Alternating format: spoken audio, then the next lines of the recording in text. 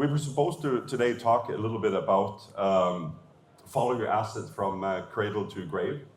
But over the past couple of months and through a lot of our customer discussions, it has become even more, let's say, apparent that we also need to talk about a couple of, let's say, fundamental issues that are standing between you and being able to get value out of a digital twin.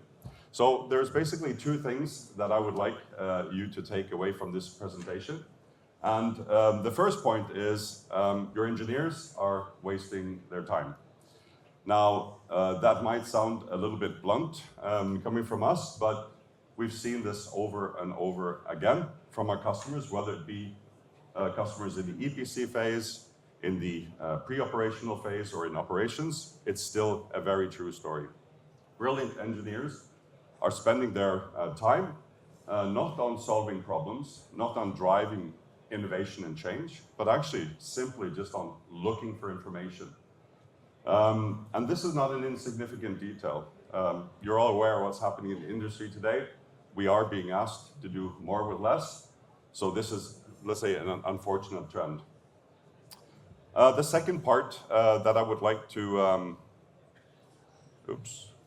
the second part that I would like to mention is also, which is a very important point for us, and that is don't wait until your data quality is perfect. We've been in a lot of different conversations with our customers who are reluctant or have been reluctant to build a twin because of their data quality and data structure, and at least in their mind, being too low for it to give any kind of meaningful value.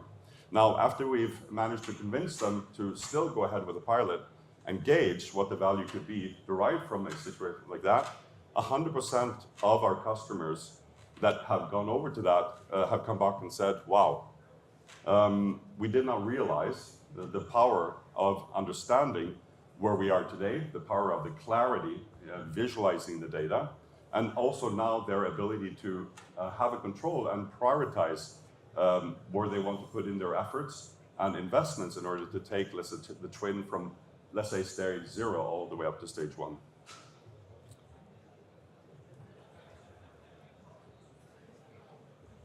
I think it's here. So let me put this into a little bit of a perspective.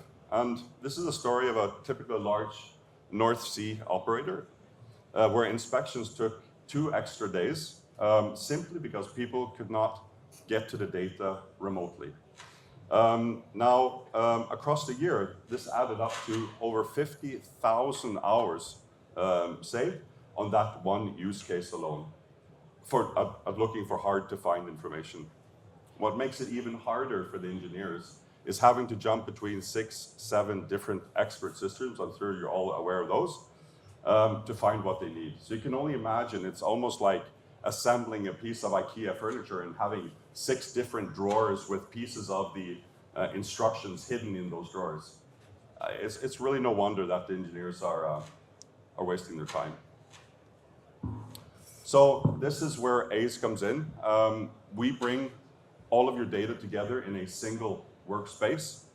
It's contextualized, it's easy to search, and visualized in 2D, 3D, and 4D. And instead of your engineers now spending hours looking, they're now spending minutes in finding.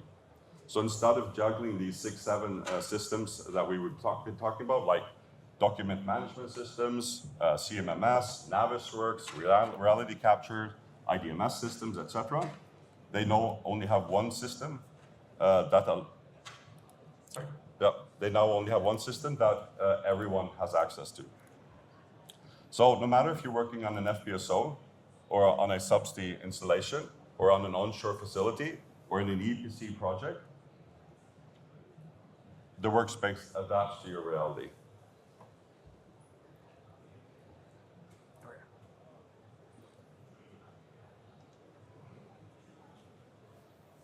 So, who is using the Aize digital twin? Today we have over 5,000 active users working in Aize effectively across multiple assets globally. And for us, this is not only about, let's say, scaling, it's also about trust.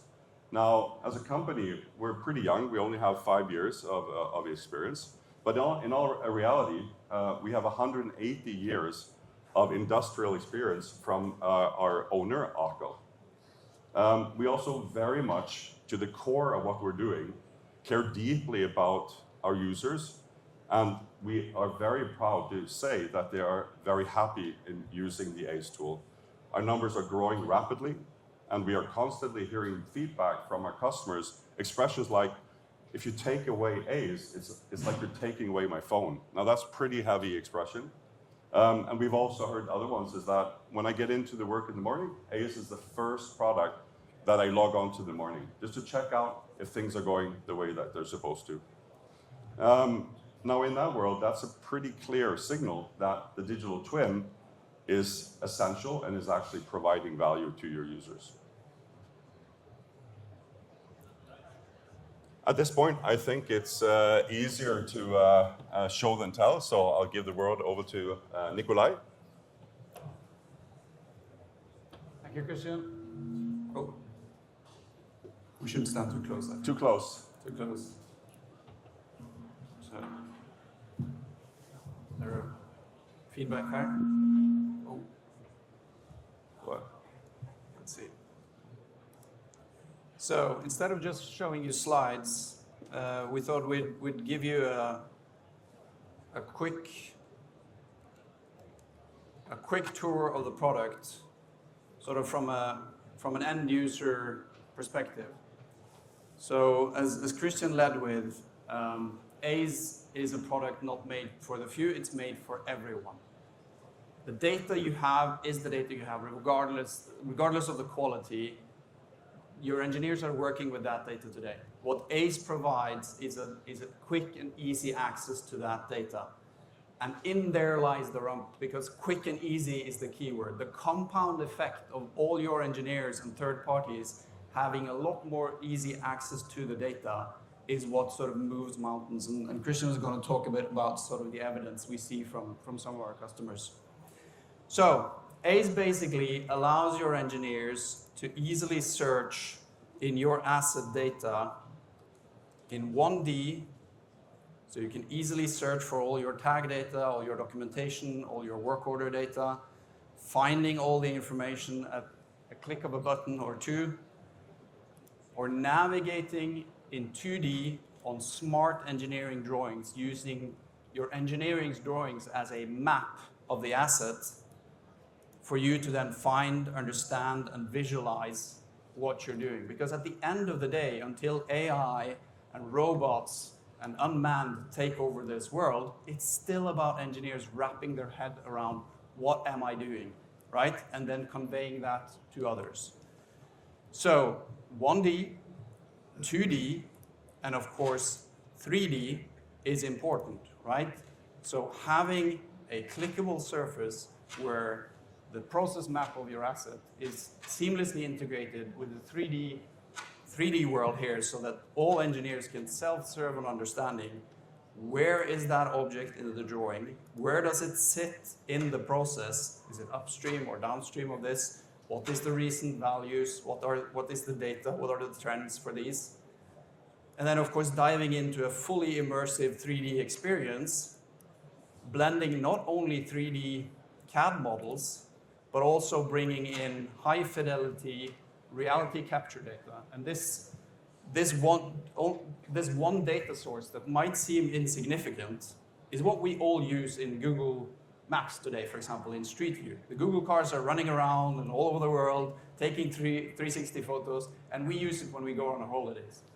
Now, you can exploit this type of data to do a Street View walk of your asset.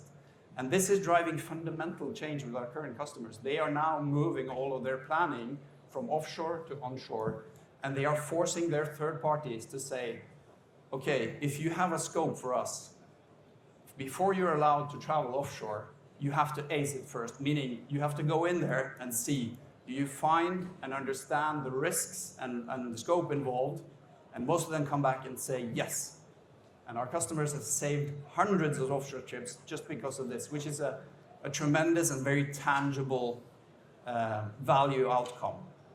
So 1D, 2D, 3D, 4D, or more of a helicopter and KPI perspective, where you can then easily zoom in on a timeline to look at main KPIs for your work data, your anomalies, your notifications, so you can triage them and plan the next 2-week period, for example, of maintenance, or then going from KPIs seamlessly to not only seeing this as a widget on a dashboard, but actually seeing that superimposed on your assets. So where do I have open notification? Taking that straight into the 3D world, seeing what's going on, and planning that out from a maybe SimOps perspective, seeing can we do these at the same time. So to put this a bit cheeky, as I said, 1D, 2D, 3D, 4D, and dashboards. So it's almost as if Google Search, Map, Earth, and Power BI had a baby, but it's made for your industrial data, right? For your engineers. And not only for a select group or a few of them, but for all of them. Again, that compound effect of your engineers having easy access to the data is the magic. And many of the current prospects we meet say, yeah, but our asset data is so bad. But that's true for all our existing customers as well. But they dared to start, and they've consistently used Aize to shine light on their data to then understand and guide how to clean up and where to clean up. So, what sort of effects are we seeing with this? So, Kristian, I'll hand it over to you to take us through some of the findings that our customers. Thank you very much, and I do appreciate the, what did you say, Google Maps, Search, Earth, and Power BI. If they had a baby, it would be Aize. I like that one. So let's see if we can get that last slide up on screen.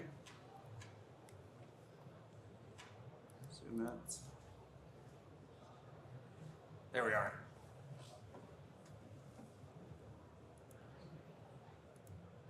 All right, now let's talk real value. It's always interesting. We're always continuously challenged by our customers to say, so what? You know, what am I actually saving? And in some of the companies, the ones that are working most efficient, they see all the savings and they go back to the team and say, look, I'll be expecting to see this in your budgets for next year, this reduction. So that is also one way to kind of make sure that if we're going to invest in this type of technology, we also hold the team accountable. This is an example from a super major that recently used Aize during a critical planning and execution initiative. It was a TAR.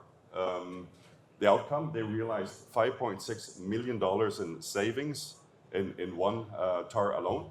They were able to cut 100 days of project time by enabling remote surveys, and their users saved 50% of their time on searching for documents. And you know, that's not a promise from us. That is actual documented proof coming from the customer alone. This was not our numbers. So to summarize, I'd like to say, repeating the two words that we had in the entry. One, your engineers are wasting their time. We need to enable them with tools so that they can use the nice educational background and experience they have and not spend time on only just looking for data, not only, but a big part of their job. Second, don't wait for your data quality to be perfect.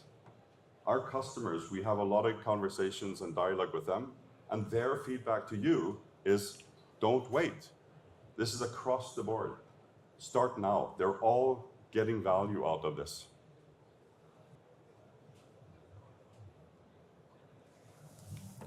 Sorry. I'm fine. I think we're good. Oh, I'm not. Sorry, we are not getting to the final slide for whatever reason. Let's see if we can make this There was work. no fireworks, so it's not the fire marshal won't go nuts. Yeah. So that concludes our discussion today, or our presentation today. Thank you very much for your attention, of course. We would love to show you how Aize can transform your operations. So please come see us at C22. We're right out the door here. Let's see how we can put your data to work and give your engineers some of their time back Thank you very much. Thank you, Nicolay.